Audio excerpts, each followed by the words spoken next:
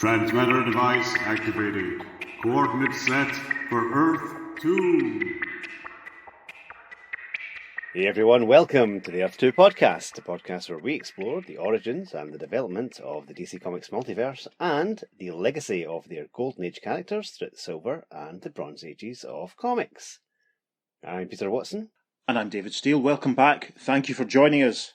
Now, we're doing a comic today that was published on the 5th of December 1967, just as the Beatles were about to reach number one with Hello Goodbye, just as the Beatles were about to launch their whole Apple initiative, and midway through the Doctor Who story, the Ice Warriors, if you're remotely concerned about such things, we are doing today we're doing a story today from issue 176 of The Flash. It's another Flash issue. Fantastic. Pete, do you want to tell everyone about the cover? This is a very, very, very striking cover. Slight purple background at the top, but you can't really see it because the whole cover is shrouded in a green mist. We have the Flash in the bottom right-hand corner, staggering through this mist. And looming over him is a big light blue hooded figure. Can't see the face, just eyes. And the figure says, "Come, Flash, your time is up." And Barry Flash, head in hand, is saying, I can't resist. And the caption at the side says, "Death stalks the Flash." Exciting. It's interesting, the hooded figure there, you could almost mistake him for the Spectre. Yeah, almost, yeah. It could almost be a reverse negative image of the Spectre. Cross between the Spectre and Destiny. Big, scary, looming figure, fingers wrapped in bandages. The Flash is, death stalks the Flash. Right, let's get straight into it then, shall we? Opening tiny little caption box says story by John Broome, and a little other caption box says art by Ross Andrew and Mike Esposito. We have a large opening splash panel, very reminiscent of the cover, showing the Flash accelerating away from the hooded figure we saw on the cover, running through the green clouds and smoke and mist. We can see him a bit more clearly here. We can see that his hood is sort of emphasised by a bit of rope that's tied round his neck, drawing all in, giving it some shape. And we have a caption box at the top of this panel that says, "Behold the mightiest speedster of all time, up against an antagonist whom no mortal has ever conquered. Death itself, in all its grisly, garish power. In this spine-tingling saga of a combat in a setting no human eye has heretofore seen, Flash fights not only for his own life, but for something even more dear to him, when death stalks the Flash." And as Barry accelerates away from this hooded figure, who we now realise is Death, Death is intoning, "Not even the fastest man alive can run away from death." It's a good one, this, listeners. I've really, really been looking forward to doing this one. When we were doing our preparation and our planning, I was like, oh, we can do Flash 176. And hopefully you'll see why. So, straight into the story. The first panel for page 2 has a caption that says, "In a hospital, Iris Allen languishes under what has been diagnosed as a severe case of grip."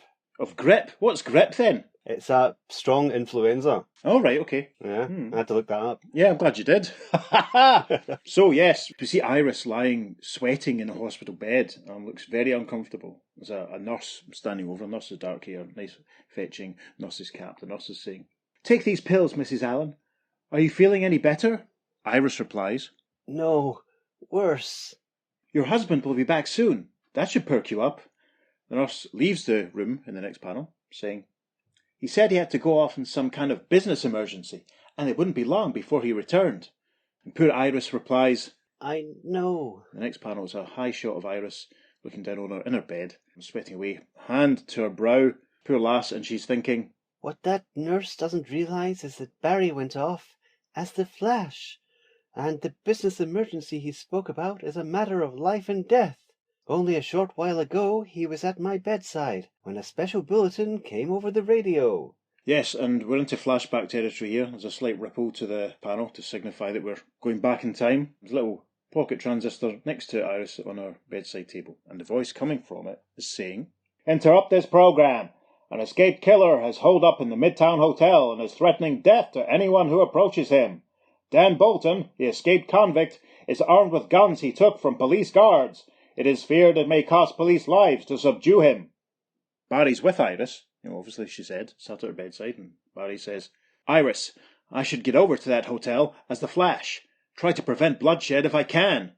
Iris says, Well, if you feel it's your duty, Barry. Iris then narrates the next caption. He changed into his scarlet uniform right in the room at eye-blurring speed. There's a cracking, very kinetic panel of the Flash costume firing out from Barry's ring, and Barry puts it on, and we have a very helpful editorial caption which tells us, Editor's note, emerging from a hidden compartment in Barry's ring, his special uniform expands on contact with the air by a secret chemical formula. Top of page 3 now, Iris' narration continues.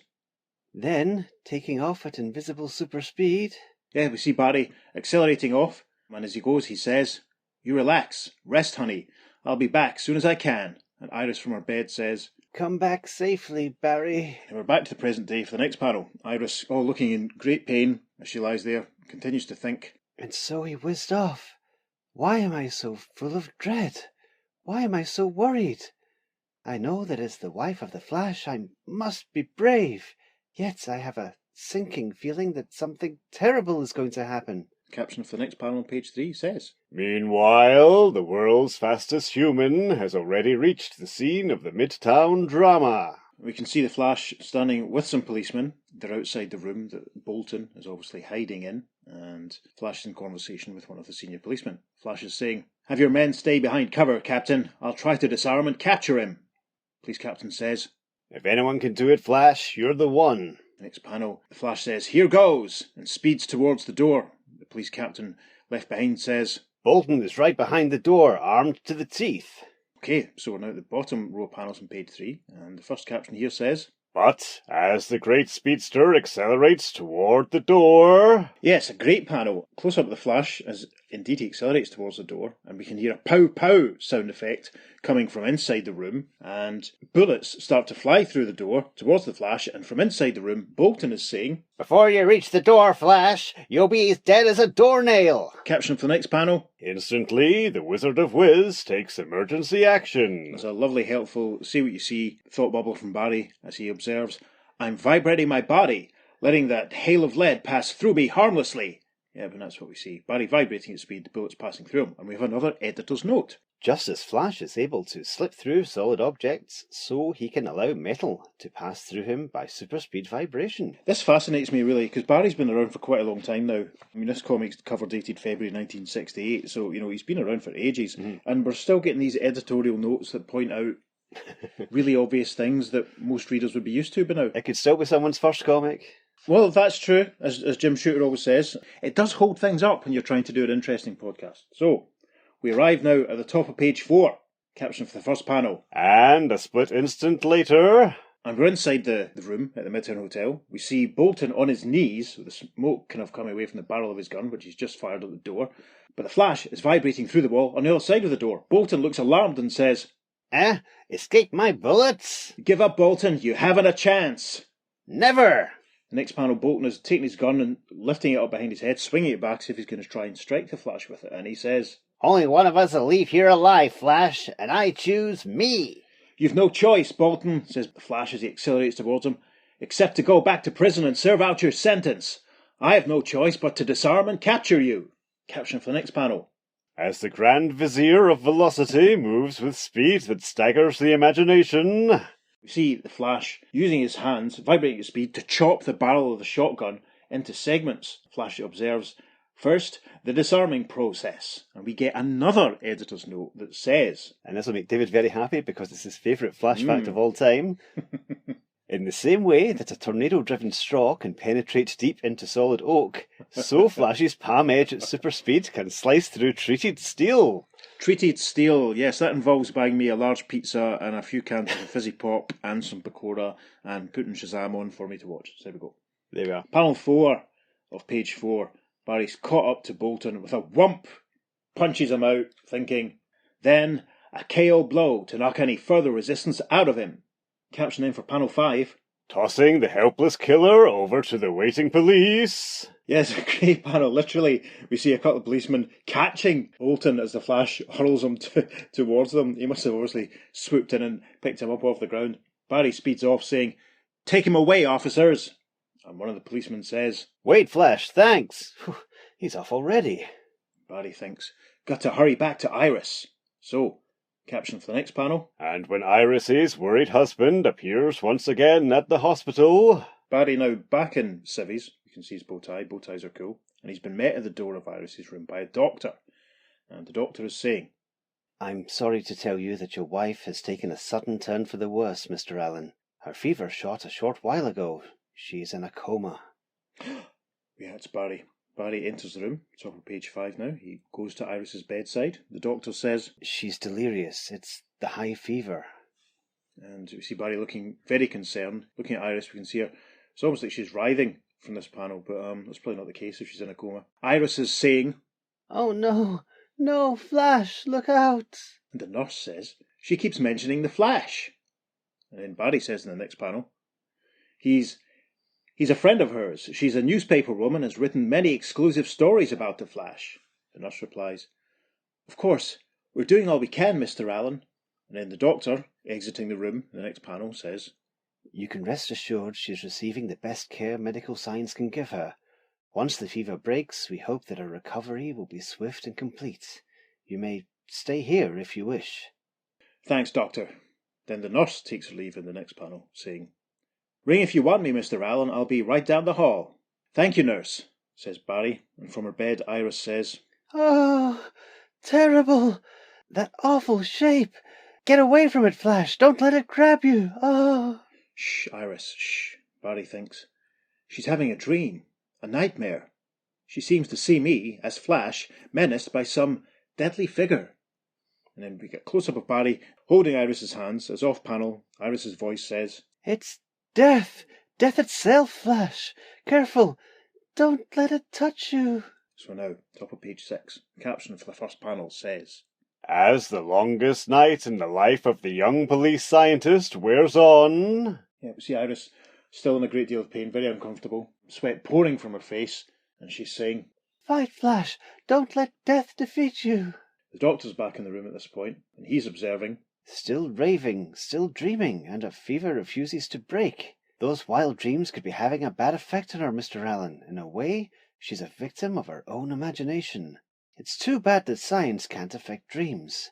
If we could, we might be able to soothe her, bring her fever down. As it is, we can only wait and hope the medication we've given her will take effect.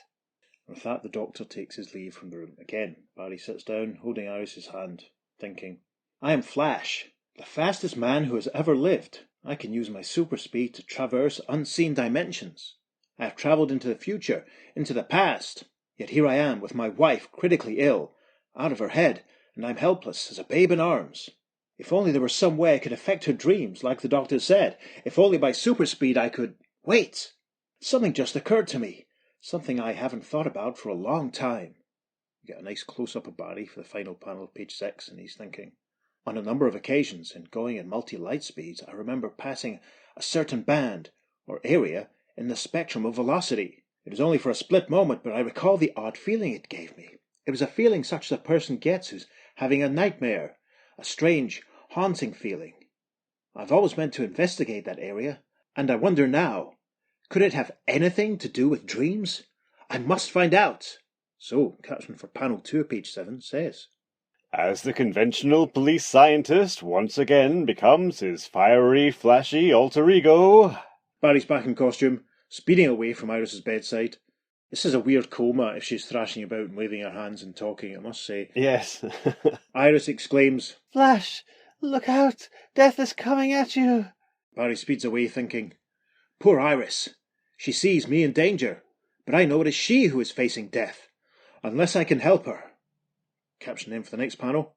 Outside in the spacious hospital grounds, a race against death begins. We see Barry speeding away from the hospital with a lovely full moon in the sky behind him.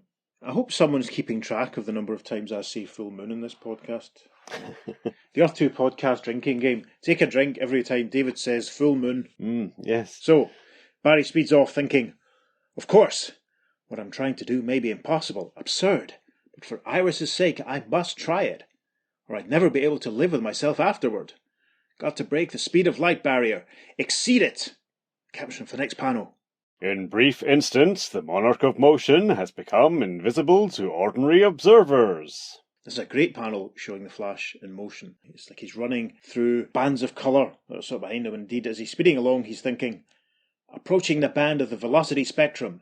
Got to keep my eyes peeled.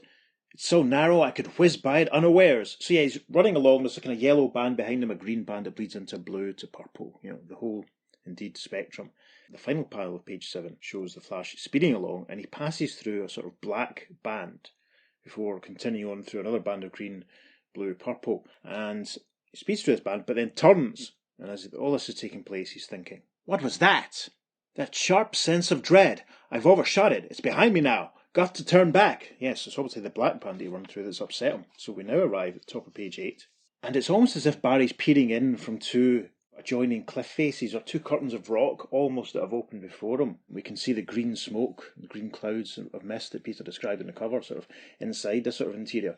Mm-hmm. Barry is thinking, this is it.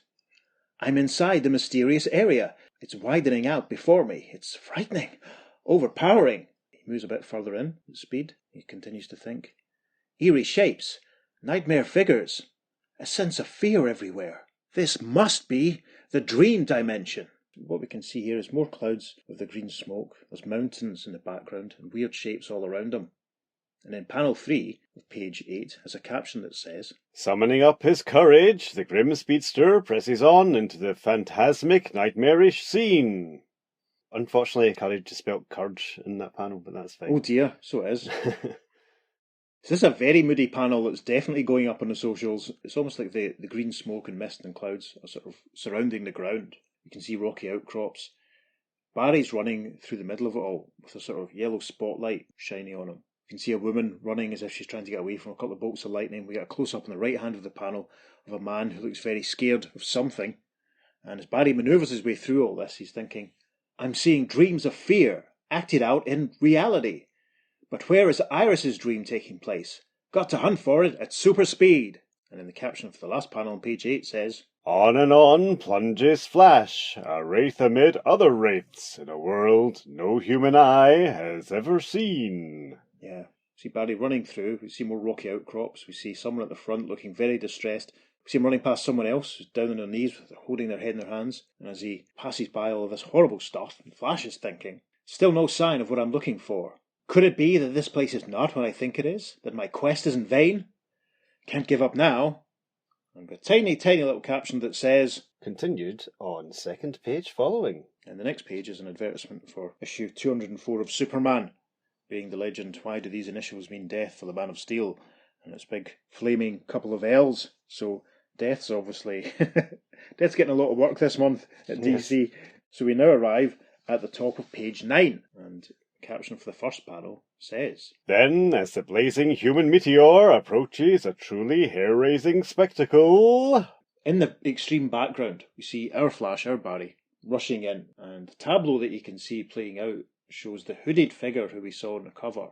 I would describe him almost as a cross between the Hanged Man from Astro City, the Spectre, and Mum-Ra from the Thundercats cartoon. Oh, yes. There's a big billowing white cloak, loose sleeves, bandaged fingers and hands. There's a hood with glowing white eyes and a bit of rope tying the hood tight around the collar, almost around the neck, keeping the hood in place.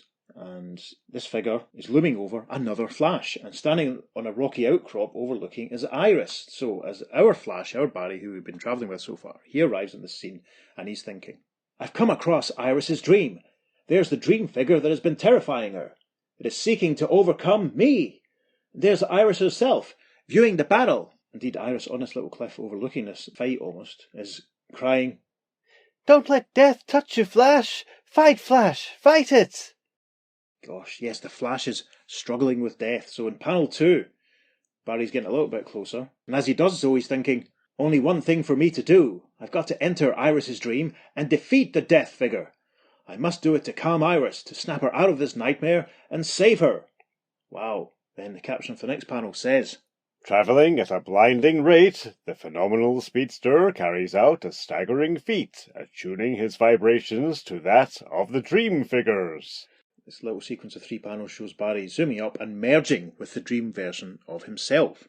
And as this takes place, he's thinking, in order to enter this dream and affect it, I've got to merge myself at super speed with this image of myself, this dream Flash.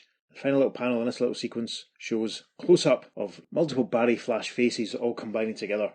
And Barry's thinking, did it! I'm in Iris's dream. Now I can fight the Death Figure. Caption then for the final panel of page 9 says, Then the Death Figure looms over the Flash, with its arms stretched wide, its cloak billowing open, the green smoke everywhere, and the Death Figure says, You can't escape death, Flash! All your struggles are useless! As he tries to run away, the Flash is thinking, its open cloak, setting up an overwhelming suction, threatening to pull me in, enfold me. Caption for the first panel at the top of page 10. calling upon his unique powers, the embattled Sultan of Speed resists the terrible suction. The Death Figure is looming after the Flash, lots of green smoke and mist everywhere. Barry's trying to get away. Death is saying, You struggle hard to avoid death, Flash, but you can only delay the outcome of our combat. You cannot change it.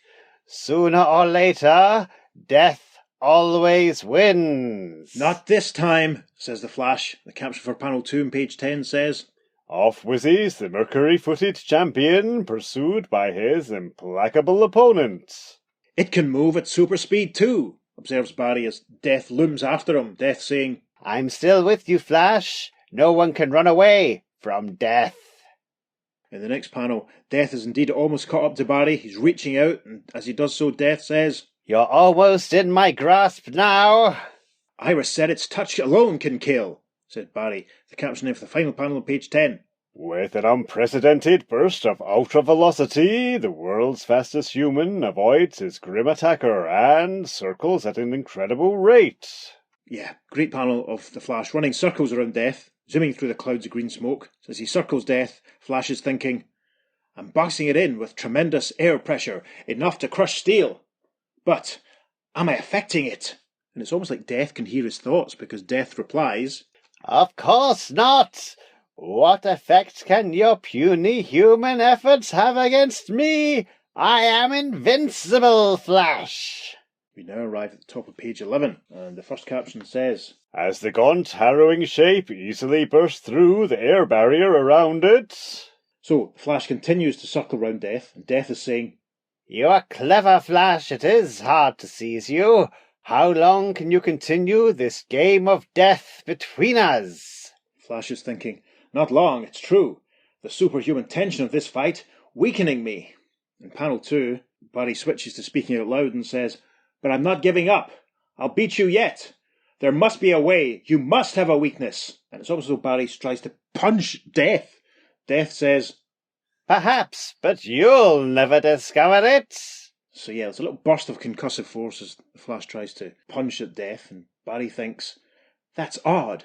And in the next panel, we get a close-up of him as he's thinking, I made a certain move to punch-drive molecules at it, but before I carried it through, it made Death recoil. What could be the reason for that?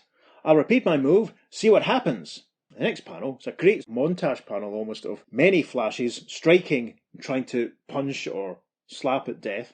Flash is thinking, no, that's not it. Nor this one either. See him trying a different move. Maybe the reason is I'm not at the precisely right vibration. Death reaches out his right hand, making an attempt to grab at Barry. Barry recoils, thinking, it's coming at me again. So, the caption for the next panel on page 11 says, And suddenly, as the indomitable speedster succeeds in his aim... Yeah, this panel shows the Flash obviously getting the right vibration. There's a little concussive burst of green energy and Death recoiling. And Barry's thinking, there it is again. Now I know what can affect Death. In the next panel, final panel of page 11, Barry looks very happy. He's smiling broadly as he thinks, at a certain rate of vibratory motion, I give off light. It's the burst of light that Death is recoiling from. And indeed, Barry's vibrating his right hand in this final panel, and there's a burst of yellow energy, yellow light coming from him. So we arrive now at the top of page 12, and the Flash continues to circle around Death, thinking, I've noticed. It's all black and grey, not a spot of colour on it anywhere. Evidently, light in the form of colour is its weakness. Got to check it out. So in the next panel, we see Death with both hands up, trying to keep Barry at bay. The Flash is zooming past, and he's thinking, by altering my vibratory rate slightly, I'm giving off light beams of different frequencies, different colours. Now it's a little asterisk, and yet another editor's note that says, each colour of the spectrum from red to violet has a different wave frequency. Well, that's quite interesting, isn't it? Mm. Different Wave Frequency was the name of a menswear B-side. Ah, excellent. Yeah, I think they played it on Radio 1 once. So, there's a little burst of indigo light coming from Flash's hand in this panel. Death recalls and Barry continues to think, got to keep it up. Strike with every colour I can whip up. So, massive big panel to round out page 12. And the caption for that says, carrying out his idea with instantaneous motion, the fastest man alive circles about his foe, blasting him with beams of every colour of the rainbow. Yeah, this one's definitely going in the socials. Who needs your Green Lantern spectrum, eh? Mm-hmm. They could have addressed this sort of thing in Blackest Night, I suppose. Gosh. Can you imagine? That would have made it even more complicated and probably would have inspired another 5 spin-off miniseries. So this massive panel, rounding out page 12, shows the Flash circling Death and zapping different colours of light at him. Barry's thinking as he goes, I should have realised, as he zaps Death with blue energy. All the colours of the spectrum blended together become white light. Barry, who's zapping Death with some green, thinks, the sum of all the colours I'm throwing at the Death figure has bleached all the blackness out of it. And indeed, in the middle of being circled by the Flashes bursting coloured energy at him, we see Death, as we've seen him, but also starting to shrink down. The colour fades out, becomes white, and he becomes even more distinct. Barry continues as he circles, it's as white as snow. Moreover, my colour barrage is paralysing it. It's shrinking Death down. Tremendous. We now arrive at the top of page 13. And the first panel shows multiple flashes as he speeds in motion, zapping pure white light at the Death figure, who starts to shrink down, looking very much like the Invisible Hood when he appears in All-Star Squadron. Yes, absolutely. Being zapped and shrinking away, and as he shrinks and falls down to nothing, Death cries out, you have discovered my secret, Flash! You are defeating me!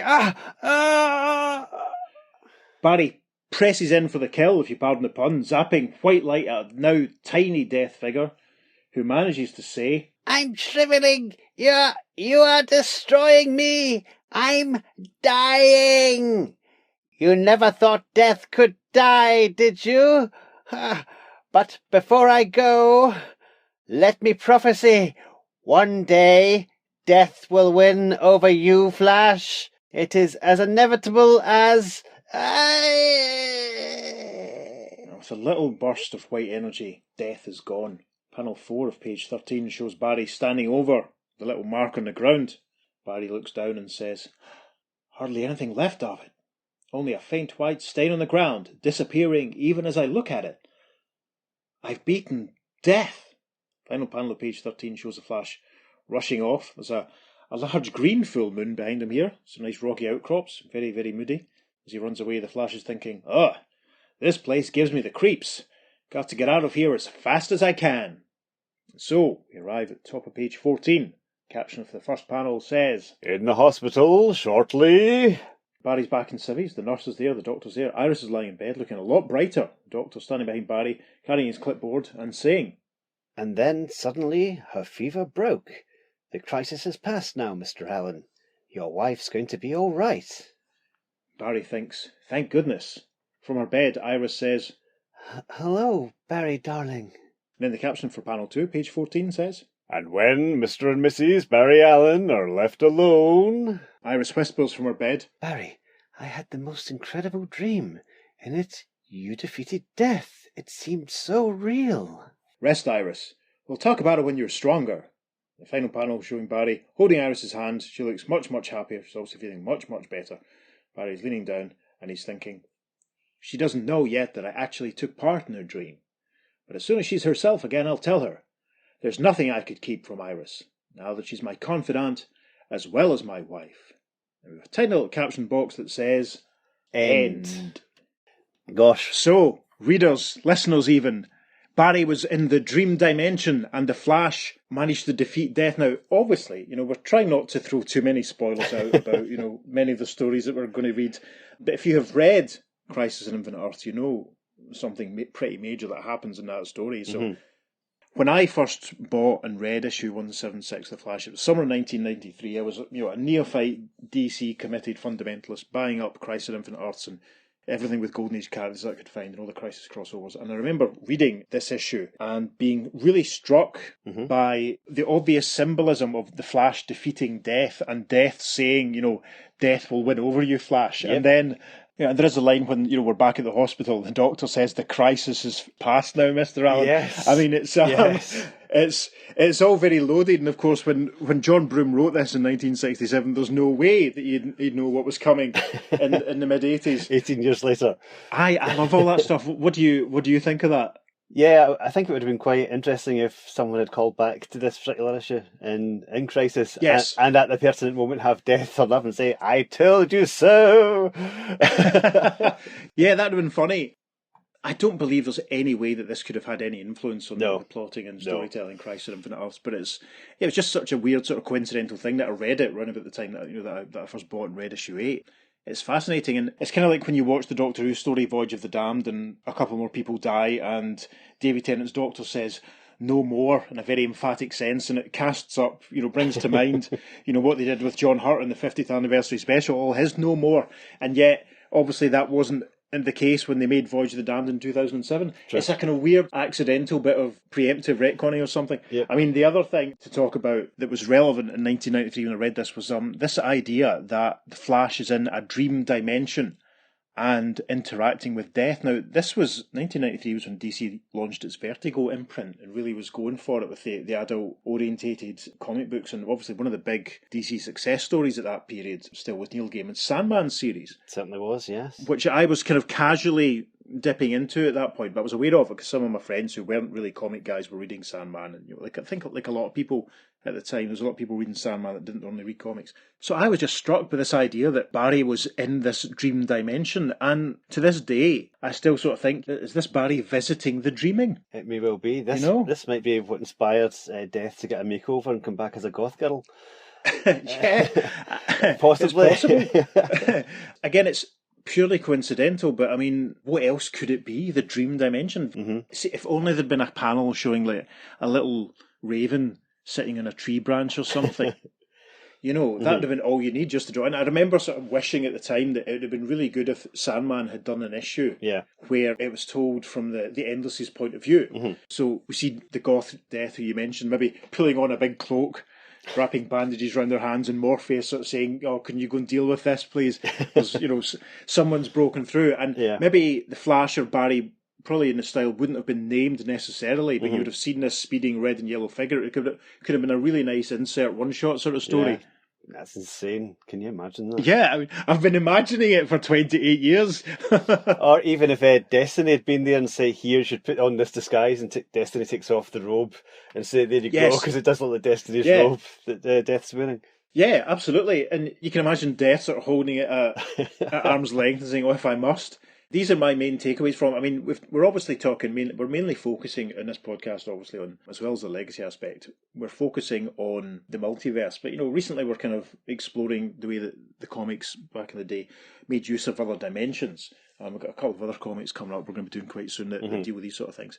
It's not necessarily another parallel universe as such, but they're emphasising the fact that Barry can travel through different types of different levels of reality. Absolutely, and, for me, I mean, there's no argument about it. He's in the dreaming. Mm-hmm. This should have been an issue of Sandman. Maybe I'll write to Neil Gaiman and suggest it, and he can stretch a 4-issue miniseries out of it in a prestige format on the DC's Black Label.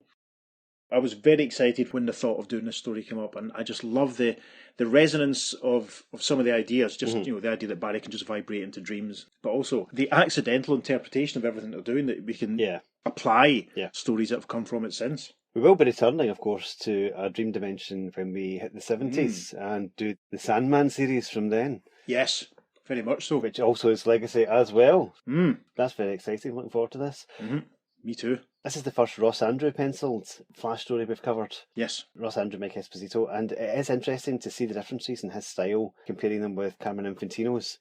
Because certainly the panel where Barry gets changed into the Flash for the first time, he does look so much buffer. He looks like a 60s action hero as opposed to the lean scientist type that Carmine had drawn. Also, it's really interesting to see how Andrew depicts super speed, because it's much more focused on after images of the Flash. Now, Carmine did use that, but it was mostly speed lines he used as well. Yes. But Ross Andrew, after images are all over the place in this, and I love that as an effect. Absolutely, yeah. It's almost every panel. It's very effective. It really gives that sense of motion and movement. Yeah, it's great. It's very, very dynamic. It's great. And especially that one you're talking about at the top of page 13, where basically Barry's taking down Death completely, and it's all the different Barry flashes, but they're all posed differently just because he's moving that fast with all these blasts of colour coming off him. Yeah. It's just fantastic. It's just so dynamic, so kinetic. Mm-hmm. All the feet moving. Yeah. It's great. Everyone's in a different pose, but you can just imagine that he's moving so quickly that he's trying different things. It's really, really great storytelling. It's almost like a shutter speed going very quickly on a camera and capturing multiple sort of simultaneous images. It's terrific, you're right. And overlaying them all is fantastic, yeah. It's definitely a little less sleek looking than what Carmine would do. And some of the panels on page 13 do look a little rough. Mm-hmm. The final panel, I mean, it looks good. It has a touch of the Murphy Andersons to the layout, but, as you say, Barry looks very boxy compared to the... Yeah. While the artwork might not be as streamlined, it does the job. I mean, the whole thing's so well done. Absolutely. One thing I would love to have seen is if they'd given this, I know it wasn't possible at the time, but if they'd given this story to Steve Ditko to draw, can you imagine what Steve Ditko would have done with this? Well, see, this is the controversial thing here. I get what you're saying. Like, you're talking about sort of stuff that you did in Doctor Strange, that sort of thing. Yeah, and also I'd like to see him do Flash. I'm not a Steve Ditko fan, to be honest. Gosh. No, I like the Spider-Man stuff, obviously, but I'm not it's an aesthetic sort of thing. I'll leave it there. I can appreciate his storytelling skills, but I'm not a fan of his particular stylings. Controversial. But things like the screaming faces and stuff that you get in the dream dimension, he would have nailed that. It would have been so horrific. Oh, aye. That would have been phenomenal. I would have loved to have seen that. Yeah. Sometimes we don't have a Logopolis, sometimes we have a Castrovalva. There we are. Yes. But you're right. I mean, those sequences are actually quite understated. When the nightmarish visions always sees a couple of people looking sort of pained. Yeah. That could have been a little bit heightened. Maybe if the story had been published 4 or 5 years later, when the comics code is relaxed completely, they might have been full on and scary, a bit more unpleasant, a bit more violent. Or if it had been a full issue story as opposed to just the 14 pages. Yeah. That's true. The second story in this is a really fun Professor West story. They're always great. Yes. Lots of fun to be had there. And there's another little reprint of something else called Open the Door Earthman. Has some aliens and some boxes. Cool. That's all you need to know about that. So we'll move on now to Flashgrams and see the reader reaction from Flash issue 180. And the first letter goes something like this.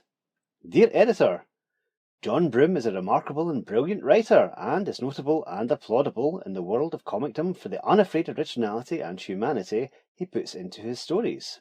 He is likewise remarkable for his occasional use of the supernatural and the unexplainable, most notably in his already classic Doorway to the Unknown, which I hold to be the best short story ever to appear in a comic magazine. Blimey. I'll remember that one, yeah. It's reprinted in the Greatest Flash Stories Ever Told. Is that very sort of Twilight Zone-esque one when someone he talks to, turns out the guy's already dead or something. Yeah, that's a very creepy story. The letter continues. Death Stalks the Flash was a human story despite its supernatural locale and subject matter. Barry Allen has always been one of my favourite superhero alter egos. He isn't at all abnormal in his everyday life. He's simply a nice, quiet guy who wears polka dot bow ties, has a nice wife, and a nice, if forgetful, father-in-law. In short, he is an average guy, and in the course of this story, we were given a very realistic portrait of a nice guy terrified that he's going to lose his wife. Helpless, hopeless, he can do nothing except as the Flash. Well, I suspect that some more nitpicking LOCers, I assume that's letter column writers, will yelp about the dream dimension and criticise it as totally unrealistic and ludicrous. I myself must defend it. It was very well created and depicted, and praise it for its outstanding concept. Flash's battle against the terrible spectre of death, an enemy all men must meet, was truly fabulous. How appropriate that Flash should defeat the black and sinister symbol of death with white light, the first literary symbol I've seen in a comic. The message Broome was trying to get across was obvious to me. Death, seen in the light, is not the all-powerful hideous demon it seems in shadow. Actually, it is of no importance at all. It is life that matters, not death. To defeat death, all that must be done is flip the switch and turn on the lights. Spiritually. Yes, As the figure says as it shrinks to nothingness before Flash's blasts, death will one day win out over Flash, as it will over all of us. But I'm made to think of the words of Santiago in Hemingway's The Old Man and the Sea. A man can be destroyed, but not defeated. I have to express my true gratitude to this truly grand writer for passing that belief on with such eloquence. What an eloquent letter. Yes, very much so. And that's from Guy Lilligan III from Berkeley, California. He is a regular letter writer from the time. I recognise the name. And the editorial response is... As anticipated, Death Stalks the Flash had a terrific impact on most of our readers, and leading the most, in his most vivid way of expressing his feelings about it, was our favourite Guy. There we go. So the next letter.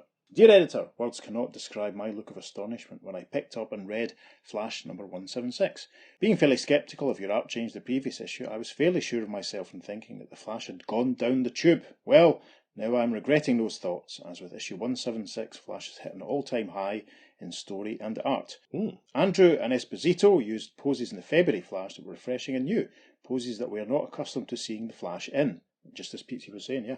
The action scenes were also superb, something I thought only Carmine Infantino could accomplish in The Flash, but again, I was counted wrong here. What more can I say now, but keep them coming, as they are now. Story-wise, John Broome turned in excellent work this issue, especially on the second Flash yarn, and he concludes with, in closing, let me wish the best possible success with The Flash for the new year, and that's from Mike Robertson, Maple Valley, in Washington. And the response actually just deals with the current issue that we're reading letters from, issue 180, so we'll skip on to the next letter, which goes like this. Dear Editor, the cover of the February Flash was overwhelming.